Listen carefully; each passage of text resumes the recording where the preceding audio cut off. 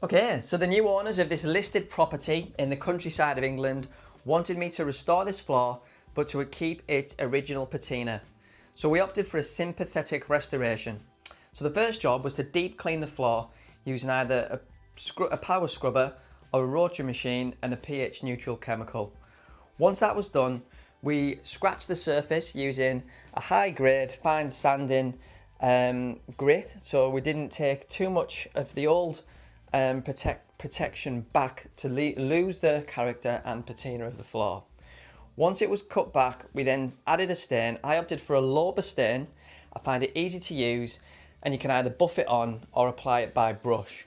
I apply it by brush because it got me close to the floor to see the original character of the floor, all the scratches, and as I'm wiping it off and taking off the excess, that character really starts to come to the surface, and I just absolutely love that part of the job.